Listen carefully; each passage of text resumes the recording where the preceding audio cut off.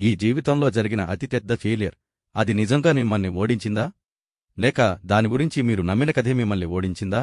ఈ రెండింటి మధ్య ఉన్న తేడా చాలా చిన్నది, కాని జీవితాన్ని పూర్తిగా మార్చేస్తుంది. ఒకసారి ఆలోచించండి, మనకు ఫెయిలియర్ జరిగినప్పుడు మనకు ఎక్కువ బాధ దేనివల్ల వస్తుంది? డబ్బు పోయిందని, సమయం వృధా అయిందని, అవకాశం మిస్ అయిందని? కొన్నిసార్లు కాదు. చాలా సందర్భాల్లో నేను సరిపోను అనే ఆలోచనే ఎక్కువ బాధపెడుతుంది. అక్కడే అసలు సమస్య మొదలవుతుంది. ఫెయిలియర్ ఒక సంఘటన, కాని మనం దాన్ని మన ఐడెంటిటీగా మార్చేస్తాం. ఇంటర్వ్యూలో సెలెక్ట్ కాలేదు, అది ఒక సంఘటన. బిజినెస్ లాస్ వచ్చింది, అది ఒక సంఘటన. రిలేషన్షిప్ బ్రేక్ అయింది, అది కూడా ఒక సంఘటన. కాని కొద్ది రోజుల్లో మన మెదడు ఒక కొత్త వాక్యం రాస్తుంది: నేను ఫెయిలియర్. ఇదే అత్యంత ప్రమాదకరమైన మార్పు. ఒక సంఘటన ఒక మనిషిగా మారిపోతుంది. ఆ రోజు నుంచి మనం కొత్త అవకాశాలను కాదు, కొత్త ప్రమాదాలను చూడ్డం మొదలుపెడతాం. మనలో చాలామంది ఫెయిలియర్ని భయపడరు. ఫెయిలియర్ తర్వాత మన గురించి మారిపోయే అభిప్రాయాన్ని భయపడతారు. ఇతరులు ఏమనుకుంటారు, ఇంట్లో ఏమంటారు, స్నేహితులు ఎలా చూస్తారు? ఈ ప్రశ్నలన్నీ ఒక కొత్త ప్రయత్నాన్ని మొదలుపెట్టకముందే ముగించేస్తాయి. ఒక్కసారి గమనించండి, చిన్న పిల్లలు ఎలా నేర్చుకుంటారు? వాళ్లు గడిపోతారు, ఏడుస్తారు, మళ్లీ ప్రయత్నిస్తారు. ఎవరూ వాళ్లకు ఇది నీ క్యారెక్టర్ గురించి చెబుతోంది మనరు. కాని పెద్దవాళ్లమైన తర్వాత ప్రతి ఫెయిలియర్ని మన విలువతో కలిపేస్తాం. అదే మనల్ని ఆపేస్తుంది. ఇక్కడ ఒక విచిత్రమైన విషయం ఉంది. సక్సెస్ వచ్చినప్పుడు మనం నేను తెలివైనవాణ్ణి అంటాం. ఫెయిలియర్ వచ్చినప్పుడు నేను పనికిరానివాణ్ణి అంటాం. రెండూ నిజం కావు. ఎందుకంటే ఒక రిజల్ట్ నీ మొత్తం జీవితానికి నిర్వచనం కాదు. కాని మన మెదడుకు ఒక అలవాటుంది. ఒక చెడు సంఘటనను మొత్తం భవిష్యత్తుకు ప్రిడిక్షన్గా మార్చేస్తుంది. ఒకసారి ఫెయిల్ అయితే మళ్లీ కూడా అలాగే అవుతుందని నమ్మిస్తుంది. ఇది రియాలిటీ కాదు, ఇది సర్వైవల్ మెకానిజం. ఎందుకంటే మెదడుకి కొత్త రిస్కులు మచ్చావు, అందుకే మళ్లీ ప్రయత్నించకు అని చెబుతుంది. ఆ గొంతు చాలా లాజికల్గా వినిపిస్తుంది, కాని అది నిజం కావాల్సిన అవసరం లేదు. ఒక క్షణం ఆగి నీ గతాన్ని గుర్తుచేసుకోండి. ఈరోజు మీరు చేయగలిగే చాలా పనులు మొదటి ప్రయత్నంలో వచ్చాయా? లేదు.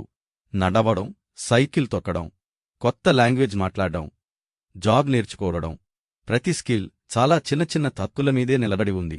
అయితే జీవితంలో పెద్ద విషయాల దగ్గరకు వచ్చేసరికి ఎందుకు ఒక్క తప్పు కూడా జరగకూడదననుకుంటాం. బహుశా మనకు ఫెయిలియర్ వల్ల నొప్పి రావడం కాదు, మన నొప్పి మళ్లీ వస్తుందేమో అనే భయమే ఎక్కువ. అందుకే మనం సేవ్గా ఉండే జీవితాన్ని ఎంచుకుంటాం. కాని సేవ్గా ఉండే జీవితానికి కూడా ఒక ధర ఉంటుంది, అది బయట కనిపించదు. ప్రతి వదిలేసిన అవకాశం, ప్రతి మొదలుపెట్టని ఆలోచన, ప్రతి చెప్పని మాట నెమ్మదిగా మనలోనే మిగిలిపోతాయి.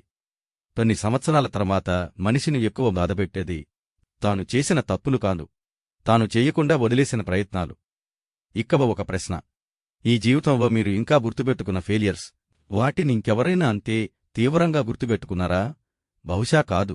ఎందుకంటే ప్రతి ఒక్కరూ వాళ్ల జీవితాల గురించి ఆలోచించడంలోనే బిజీగా ఉన్నారు. మనం మాత్రం ప్రపంచమంతా మన ఫెయిలియర్స్నే చూస్తుందననుకుంటాం. ఇది కూడా ఒక భ్రమే. మరి ఫెయిలియర్ని ఎలా హ్యాండిల్ చెయ్యాలి? బహుశా దాన్ని హ్యాండిల్ చెయ్యాల్సిన వస్తువులు కాకుండా చదవాల్సిన సమాచారంలా చూడాలి. ఒక పరీక్షలో ఫెయిల్ అయితే అది మీ విలువను చెప్పదు, మీ ప్రిపరేషన్ గురించి చెబుతుంది. ఒక బిజినెస్ నష్టపోతే అది మీ భవిష్యత్తు గురించి కాదు, మీ స్ట్రాటజీ గురించి చెబుతుంది. ఒక రిలేషన్షిప్ ముగిస్తే అది మీరు ప్రేమించలేరని కాదు, ఆ సంబంధంలో ఏది పనిచేయలేదో చెబుతుంది. ఈ చిన్న మార్పు చాలా పెద్ద తేడా తీసుకొస్తుంది. ఎందుకంటే ఇన్ఫర్మేషన్ని మార్చవచ్చు. ఐడెంటిటీని మార్చాలని ప్రయత్నిస్తే మనిషి నిరిగిపోతాడు. మనం చాలాసార్లు ఎందుకు నాటే ఇలా జరిగింది అని అడుగుతాం, కాని ఆ ప్రశ్నకు సమాధానం దొరకదు. బహుశా ఇంకో ప్రశ్న ఉపయోగపడుతుంది. ఇది నాకు ఏం చూపిస్తోంది? ఆ ఒక్క ప్రశ్న బాధను పూర్తిగా తొలగించదు, కాని బాధకు ఒక దిశ ఇస్తుంది. ఒకరోజు మీ జీవితంలో జరిగిన ఈ రోజు ఫెయిలియర్ని వెనక్కి తిరిగి చూసే రోజొస్తుంది. ఆ రోజు మీరు గుర్తుపెట్టుకునేది బాధ కాదు, ఆ బాధ తర్వాత మీరు మారిన విధానం. బహుశా ఫెయిలియర్ మన జీవితంలోకి వచ్చేది మనల్ని చిన్నచూపు చూడ్డానికి కాదు, మన గురించి మనం వ్రాసుకున్న తప్పు కథను మళ్లీ వాయడానికి అవకాశమివ్వడానికి. ఈ వీడియో మీకు ఉపయోగపడితే లైక్ చెయ్యండి, మీ ఫ్రెండ్తో షేర్ చెయ్యండి. ఇంకా ఇలాంటి తెలుగు సెల్ఫ్ ఇంప్రూవ్మెంట్ వీడియోల కోసం ఛానల్ని సబ్స్క్రైబ్ చేయడం మర్చిపోవద్దు. మళ్లీ మరో మంచి వీడియోతో కలుద్దాం.